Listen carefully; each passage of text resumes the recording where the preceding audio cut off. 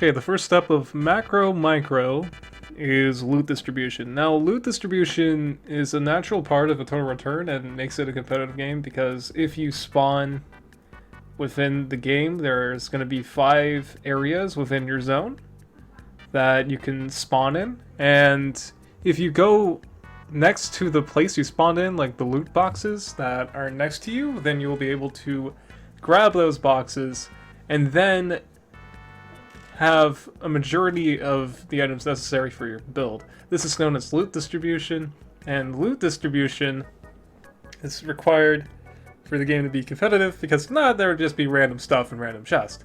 Now, the way it works is there are a set amount of items within each zone. You can look at that in the item catalog as seen here.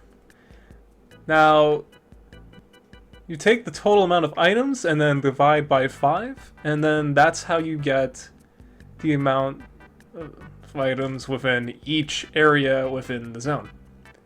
Now, this is basically loot distribution.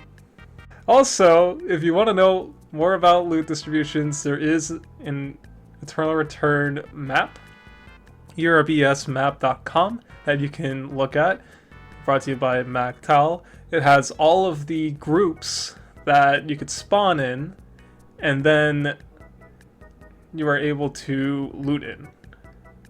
Definitely a very useful resource. Be sure to look at it when you get the chance. So, yeah, let's go ahead and go through the rest of the highlight. Most of the problem with getting griefed is because you are not going fast enough with your build. I'll be real with you, that's usually what occurs.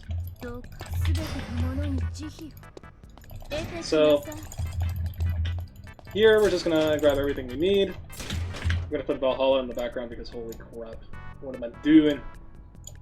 What am I doing? There we go, perfect. Pretty much just grab every single thing you can see in the yellow corner. And after a while of doing this, you pretty much are able to do it really fast all the time. Becomes like the simplest part of the game, and then everything else becomes way more vibrant. So this part of the game is usually what people are getting stuck on. The ability to loot as fast as possible.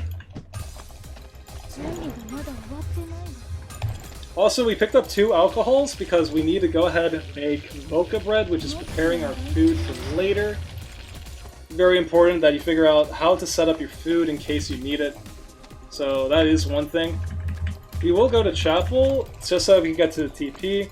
Honestly, we could have just went back up to here after looting this, so that is an optimization you could do. So this is definitely part of getting your items as fast as possible. Actually, if the chicken's here, you could debate on getting it or not. I think getting the chicken here would be fine. You don't need mocha bread, you just need to plan out whatever food you need on your build. Like, there's usually a way to get some pretty good food on your build. If not, then you pretty much make like hamburgers or something else. Yeah, it's the food you make on runs. Like, you don't necessarily need to make mocha bread or anything. It's basically food preparation so that you can fight the other person, so that you can kill them. Right? This is stupid. We didn't have to kill the chickens there, but that's basically for weapon mastery. Also, you saw that I made a fencing rapier. That's for transition later. I pretty much memorized like how to do a transition. What about fish and chips? Fish and chips, like if you want to make fish and chips, nobody's stopping you, but like Jesus. Alright. And then we need to get glass bottles. And then we get one of these. Now, all of this I pre-planned before doing it. Well, obviously, like, not grabbing the fucking items. Like, that's not pre-planned. So in another distribution, we're gonna get glass bottles from around here. And our goal is to do this before nightfall, so I technically failed on that front. And the reason why we want to do it before nightfall is because we want to be able to get this console right here, and then we want to be able to contest people. Oh my god, my Nightbot.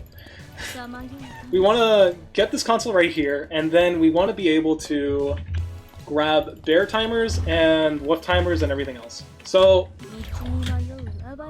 now we can quit out. Actually, you know what? We're gonna stay on it, just in case. So put back on the nice... Where the hell is this? Notepad. Yeah, okay. So now that you understand loot distribution, looting to a certain time, now the second part is actually kind of weird, right? It's called macro. Okay, this is... Hold your horses. Hold your horses. This is going to take so damn long. So, macro. Very important to the game. So, after this new stuff, this is pretty much like new to the game, get faster at, okay?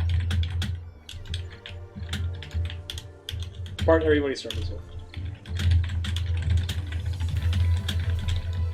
So once you get your build fast and you assume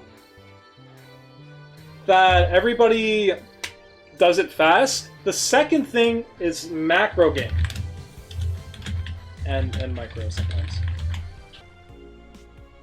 So this is definitely the part that is going to be... Oh, by the way, I'm back. So this is going to be the hardest to explain. And a lot of people and a lot of streamers and everybody does not want to explain macro well, because quite honestly, it takes so damn long to explain. But I think I got it. I think I can explain macro in a way that doesn't seem too fucking bad. Okay, let's get into it, alright? So, animal timers, alright? Animal timers. So, wolf will spawn 1 minute before night. Bear will spawn 1 minute... Oh, bear will spawn on nightfall. That's one thing, okay? Don't go like super in depth that it ends up taking hours. I could be concise with it, I guess. So, animal timers, wolf will spawn 1 minute before night, bear will spawn on nightfall. Alright? Wolf respawn... Jesus Christ. I need to kill it. I need to kill it for the proper timer. Jesus Christ.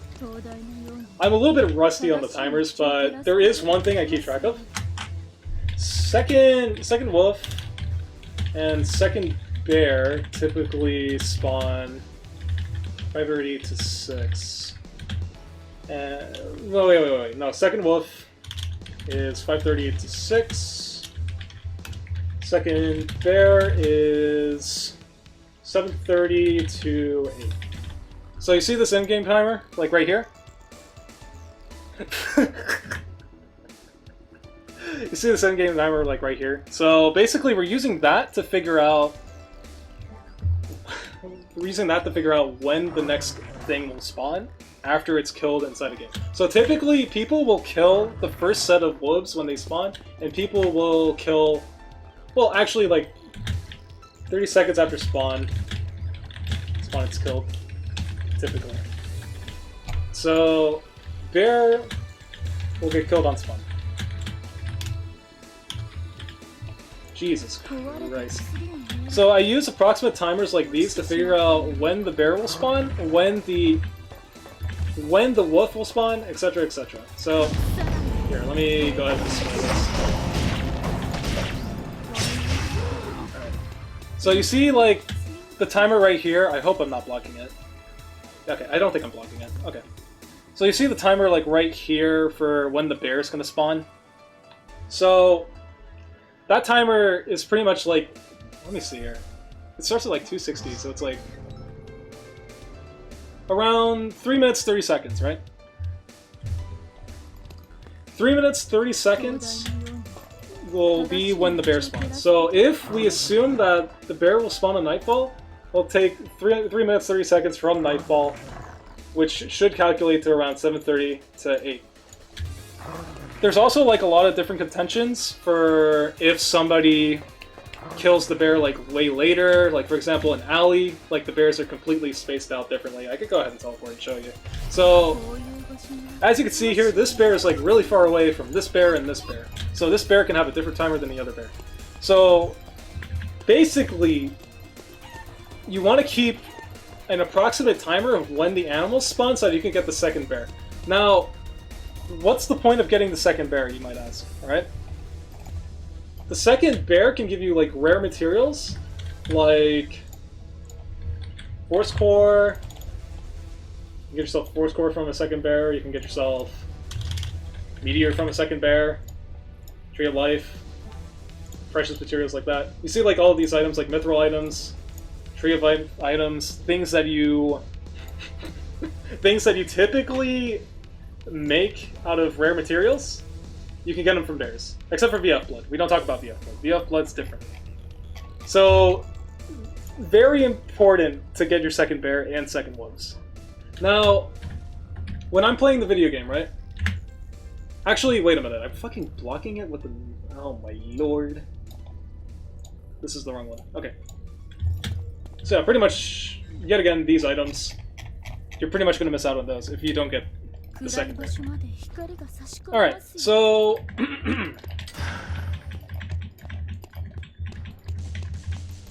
with my macro plan, we basically go all the way over to dock. And we end dock on nightfall, right? So... we'll bring up the notepad again.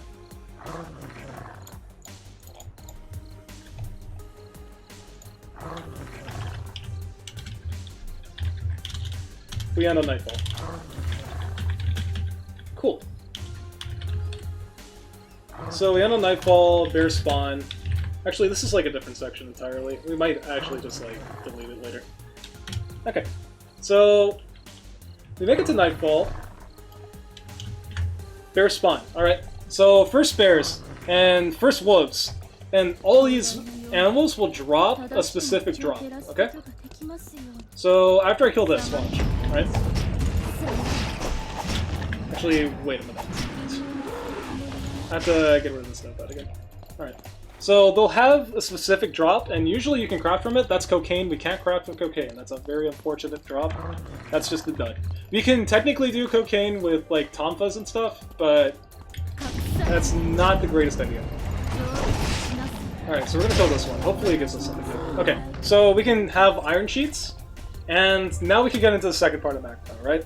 Most people you will see, they will take these drops and do literally nothing with them. They will do literally nothing with these drops, and it's a fucking sin. Absolute sin. When you could be making stuff with it. Now this is like one part of macro that people don't really talk about. This is one part of macro that people don't really talk about. It's just pretty much you have mastery right here, right? When you kill something, you get rapier mastery. When you hunt something, you get rapier mastery. Pretty much your weapon mastery. When you craft something, you get mastery as well. And that pretty much means you get increased bonuses on everything. When you search something, you get mastery. When you move, you get mastery. When you get health, you get mastery. When you get health from an item, or make a food item, you get health mastery. Defense mastery is given if you make a certain item. And then traps are traps, you know.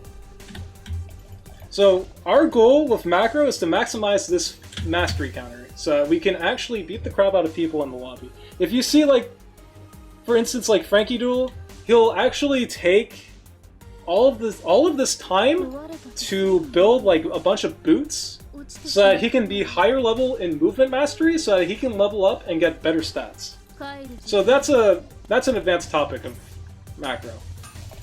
We basically want to turn this iron sheet into multiple things so that we can get better craft mastery. And with better craft mastery, we can actually fight better. So for example, we take this iron sheet, we take a box, there you go. We get craft mastery. And our craft mastery goes up. So you definitely want to use the animal drops from your first clear at night. You want to use the animal drops from the second clear of woods. So we can go over to like some woods over here. Also, knowing where your animals are very important. Most Nadine players will know like pretty much like every single animal timer when things actually die, and they keep track of the timer because they need to maximize passive. Me, I keep track of like wolf and bear timers, like approximate timers, and then go back to them. That's all. or maybe just like use an approximate timer, go somewhere else. So for example, we have this ruby. We can go ahead and get over to cemetery, and then you can take this ruby and then turn it into, let's see, I got a TP. You can go take this ruby, go into cemetery, go get a steel chain, and if we can find it, oh, we're actually in our old distribution, it's fine. Alright, so we can take this ruby, we can grab sunset armor, which pretty much takes leather armor, chain armor, and this. You can technically use this ruby to be able to actually make a sheath of Shah Jahan. That's another thing we could have done with that ruby. We can use the steel to make... Here, I can actually show it. We can use steel to make a sheet metal armor, steel shield, steel knee pads, etc. So we can use the mastery system to our advantage, so that we can actually win the game. That's one thing, okay? And that's animal timers as well. Okay, let's go ahead and keep track on the notepad where we are. Notepad. Okay.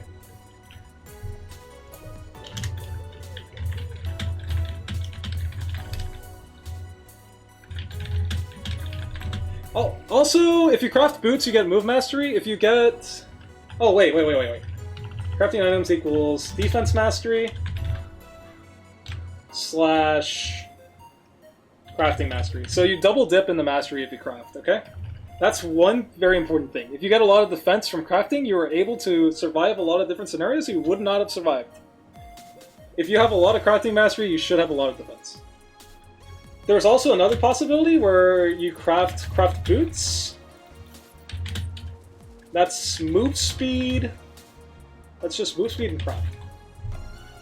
So whenever you craft something, there's always like a second value with it. So you're actually double dipping into two masteries, which allows you to get into levels higher than your opponent most of the time. So it's very important to keep a zone, or to end on a zone where you get high value farm, high value objectives. And that's the reason why like my route ends on bears. I take the bears, then I pivot off. If somebody's taking dock, then I try to pivot off to uptown or maybe factory so that I don't die. Dying is also very, very bad. Don't do that. So we'll go into, let's see, this is like animal timers, crafting. Never forsake crafting. Like if you think crafting's boring, then you're losing the LP, man. You're losing LP. And LP ain't no joke. Okay. So 3. Items. Items in inventory. Now, a lot of the game does come down to what items are in your inventory half of the time. So you see the state of my inventory right now? I have mocha bread, flour liqueur, and then the cameras. Now, actually, you know what? We're changing the title of this. We're changing it to Get Good Vision. This is part of macro, okay? So you see in my inventory I have surveillance camera, right? So we're gonna get console. Actually, we're gonna TP over. Yet again. Alright, and then we're gonna get console. What the hell is this bear doing? Alright. So, a lot of people complain when they die that it's luck or some shit. If you played any MOBAs before, any team-based MOBAs, you will understand that having vision allows you to not die. Very important information to learn from this. If you don't have perfect vision, you will die. Also, from day to night, there is a day scan. So, day to night. No, night to day. Night to day. Night to day, there's a day scan. Free vision. Free. Free fucking vision. That's one thing. 2. Cameras. Having cameras means you won't die. Most of the time. And you can ambush. Now, having the vision advantage is like so fucking important, okay? Having the vision advantage allows you to actually take advantage of other people? Because then they don't see you? Okay, so they don't see you and then you kill them. So let's take an example like, maybe like wartime, right? If you are in the Vietnam War or some shit, and there's like monkey tactics, you don't expect the Vietnam warriors to kill the crap out of the USA. Like, you don't expect people to come out of the brush to kill you. You don't expect people that are not in vision to kill you. That is one of the premises of the game, and if you have proper vision, you are able to stop this from occurring to you, and you can actually go ahead and do it to somebody else. For example, if I put vision like right here, and I wait right here, I could wait for a potential foe to beat the shit out of me. It's just an example, it's just an example. Like, it's like, when you play the game, it's similar to like the human psychology of like a war or combat. Because the element of surprise is very important. If you have vision, it changes matchups. If you don't have vision, it changes matchups. That's definitely another thing in terms of macro. For sure. So definitely you want to stock up on cameras. You can find cameras in dock, uptown, cemetery, hospital, avenue, archery. You can kill a bat and you can get a camera. You can literally kill a bat and get a camera. It's guaranteed that you will get a camera from a bat. And then the second thing you want to memorize, besides cameras, is fucking binoculars. You see, another reason why Dock is so broken as a last zone, and why I always want to get Dock as a last zone, is because you are able to take your cameras and make them into telephoto cameras, which are just better cameras. Like, look at this shit, right? Boom. Better camera. You see this?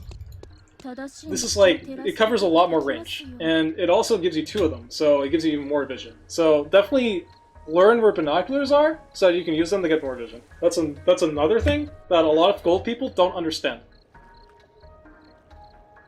Okay. Memorize... Okay, we're gonna get this notepad back up.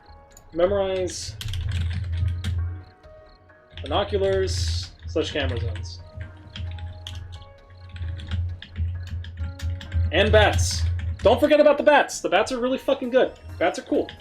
Alright, so we talked about crafting the build fast, right? That's one thing.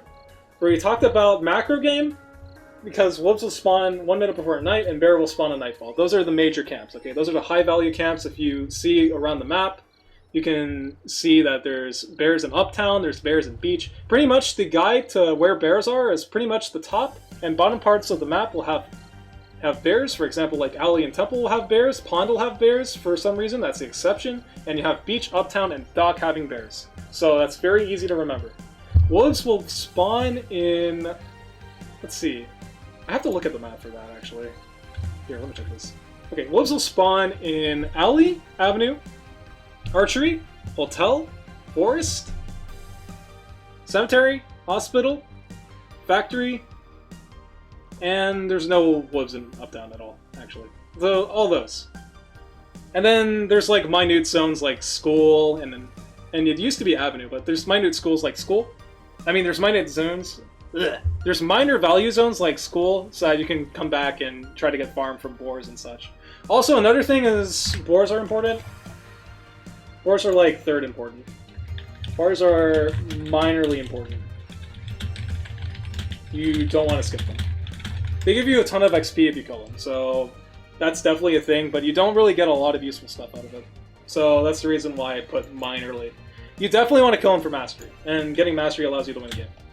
So that is macro for the most part. You want to be able to approximate on the timer on the top right when your animal camps are going to spawn. For example, in ranked and higher ranked, I know that the first wolves will die, and I can kill them again at 5:30 to get better drops. And I know that the second bears will typically spawn at around 8 minutes, 7:30 to 8 minutes. So I go around there on the in-game timer, and then bam. I'm able to get those, and then get free stuff. Now, the other aspect of macro is objectives. Objectives, and can you fight them? Objectives can be good. So sometimes you're going to be in scenarios where there's going to be 3 people in the zone, and you're going to get... There's 3 people in the zone, and you might get shit on for taking the fight, but it's okay. Like, you just want to gain LP from the fight. Sometimes you have to take the L from not having great macro the whole game. That's okay, right? Sometimes you have to take your chances. And this is the art of taking chances. Alright? So, when you feel like you are ahead of the lobby, you wanna, oh my god, I really wanna say, you wanna stick your advantage out there, and then beat the crap out of them, okay? Advantaged in lobby, by tabbing a ton. Or you feel you can overpower people, based on spikes. Actually, you know what? Spikes are very important. We could talk about those for a brief bit. We'll go like... Yeah, we'll go 2B spikes. We'll talk about spikes for a minor bit. The Rat Cathy is not an objective, don't you dare say it. Okay, so 2B spikes. Now, I can tell you the spikes on Kiara, and your spikes are typically on objectives, okay? Now, objectives will spawn at specific times on the map, and you want to be able to like tab, look at where the objectives are going to spawn, and then get over to them as they come through. So, Meteor will spawn on Nightfall, I believe, and then after that it's around like... I don't remember actually. I usually just look at tab, figure out where Meteor is going to spawn, and then bam. Just get over to it. So, when you feel ready, and you have your spike, you can go over and fight for an objective if you feel like wolves are not going to be good for you, or if bears are not going to be good for you. So, that could be a thing you go for at certain points of the game, but you gotta remember that it's a risk, okay? I say, like, first objectives are pretty bad in my opinion, unless your character bursts really well. In an A. Are bad in an A, unless you burst well. Because it takes... You know how long it fucking takes to get a tree in North America? You know how long it takes? If you're A-Not, that tree takes like about 1 second because it's free. If you're anybody else, it's like, it's not free, and you have to contest that meteor or tree for like 500 years. It's ridiculous. So, consider time cost of contesting. First is typically bad unless you spike early.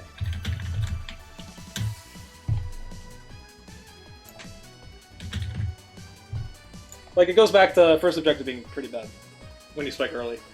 Second objectives are better, because then you can go ahead and rationalize that, yeah, maybe I don't need the bear camp, maybe I don't need the wolf camp, and then you just go for the second objective because you feel like you're going to beat the shit out of the people in the lobby, okay?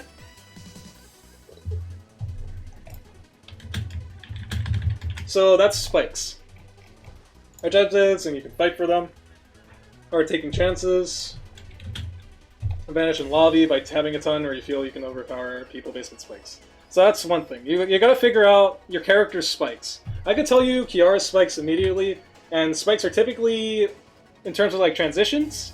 So, for example, Joyous is a spike. Not a big spike, but it is a spike. Mithril Armor is a spike.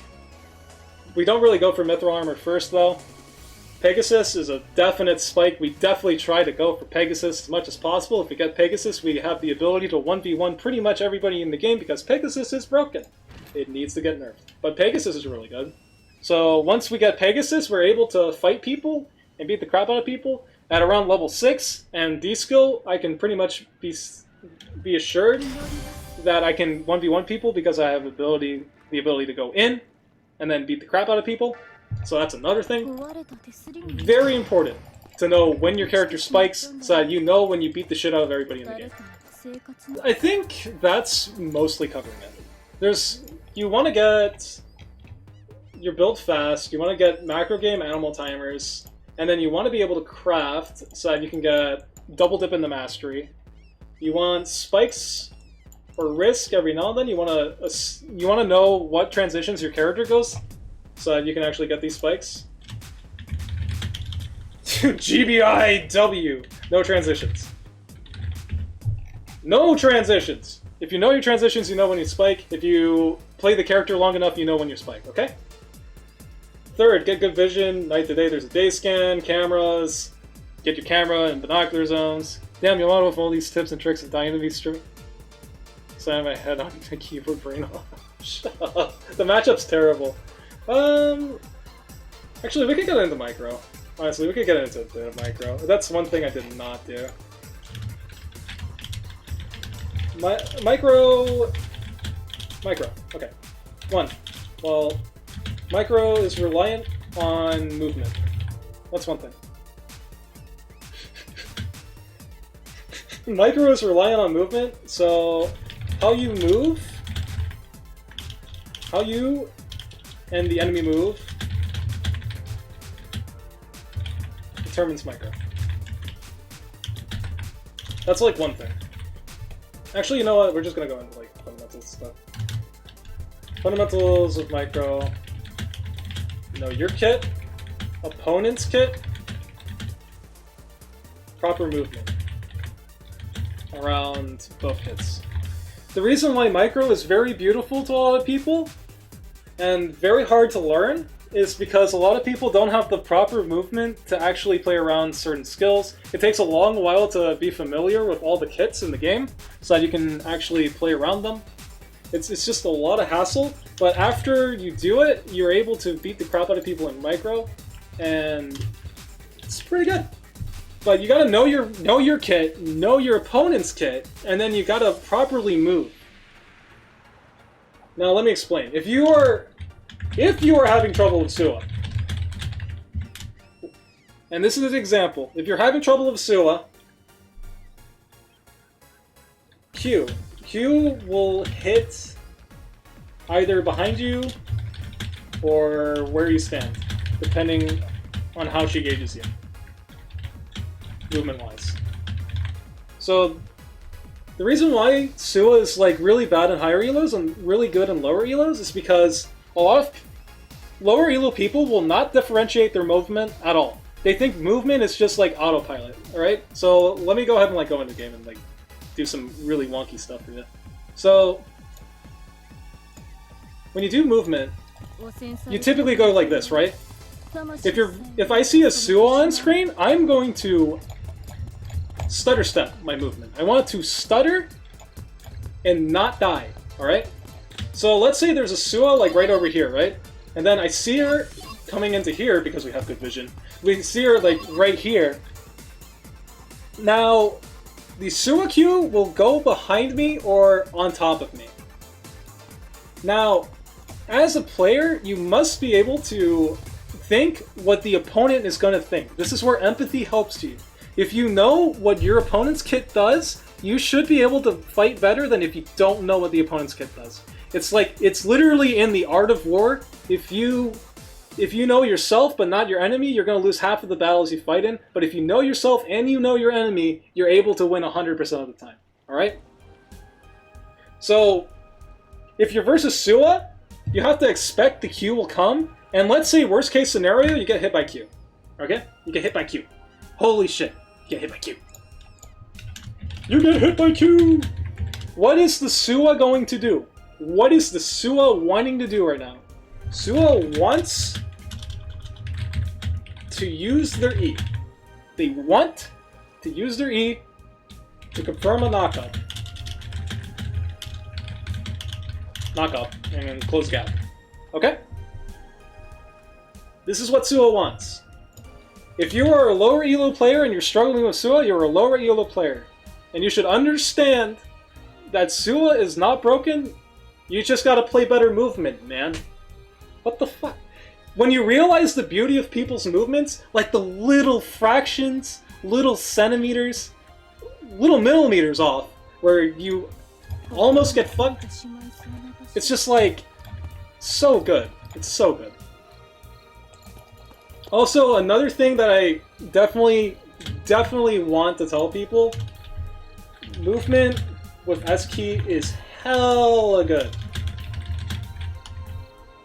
if you're able to like press the S key and stop your movement as you do it, and do it as slickly as this, while also doing a micro situation, you know how good your movement is? Like, look at this, right? Right? Oh, wait, actually you can't look at it. Let me get, let me get the notepad off. Okay, so you're heading towards, like, this dog here. This dog is Sua, right? You're heading towards this dog here. You can stagger your movement with the S key so that you can take smaller steps. You can also just like put the right click closer to you. That's another way to shorten your steps. But the way I like doing it is pressing the S key so I can just be sure that I don't get fucked by things like Sua, things like Hyojin on the perfect range. You can bait your opponent into going in and then be like, no, no, nope, nope. You thought I was gonna go in. There's also this movement where your opponent doesn't know what the fuck you're doing because you don't know what the fuck you're doing. This is pretty good movement because it means, like, I don't know what the hell I'm doing. You want to chase me or do you want to, like, or do I want to go in you? Your opponent doesn't fucking know. That's one thing. And the third thing, honestly, it's just like running away versus a Sua. The Sua will predict that you will keep moving in this stupid line, right? Your opponent will keep on thinking that you'll keep on moving. So if you play versus a lower elo Sua, they will toss the Q at where you think you're going to be at when the Q starts up, okay? So you want to just stop right before the Q and bait your opponent to think that you're just going to keep on going, okay? Sua is definitely one of the biggest characters on having better movement. Because if you get hit by a Q and an E, it's pretty much lights out for you. It's dead. It's over. The fucking engage is over. It's terrible. But if you dodge the E that you expect after you get hit by Q, it feels good. If you dodge the Q, it feels good. If Sua wins because she confirms it, yeah. Pretty much means you still have to work on movement. There's also maybe you get killed because you don't have proper vision, but we already went through the fact you need to get good vision. If you aren't getting good vision, you're going to get third-partied by people in the middle of your 1v1, and that sucks! That fucking sucks, dude! If you're about to get shit on by a third person, namely Salt's Kathy, that sucks. You gotta get good vision. Spikes are very important to know, so that you can beat people in 1v1s, and you can also beat people in, like, third parties. Animal timers are very important for fundamentals, for crafting certain items to get better mastery. Macro game is very important in this game. You have to learn your macro game before your micro. If you don't learn your macro game before your fucking micro, you're gonna keep losing all the time, dude! What's the point of having good fucking micro if you have shitty-ass macro? You only have like 2 fucking mastery in the game, you have no damn cameras, you have no food on you. Actually, that is another thing. You have no food on you. Food is very important. Water is very important. Like, well, actually, water is like a little bit important. It depends on which person you're playing. SP can... Okay, I'm tangenting. Like, food is important, water is important, vision is important. If you... Like, what's the point of having good fucking micro if you don't have all of the good macro? What's the point of getting all the way over to here if you don't have the food to heal yourself in combat? This literally heals me 550 HP, by the way. If I'm in the middle of combat and I'm getting beaten the shit out of, I'd like to get some HP back, okay?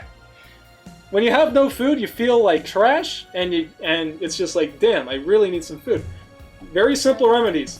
Get yourself a blue box every now and then for food. You can take a lighter, learn your food recipes, learn your damn food recipes, boys and girls.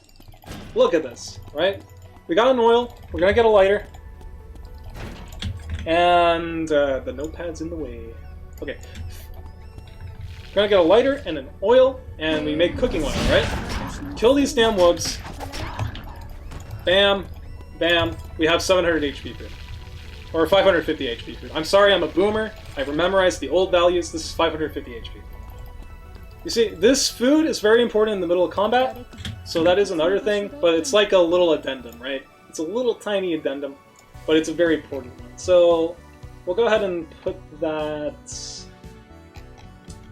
around like here or so. Actually, you know, take a vision, items, and inventory, okay? Food slash water stocked constantly is good.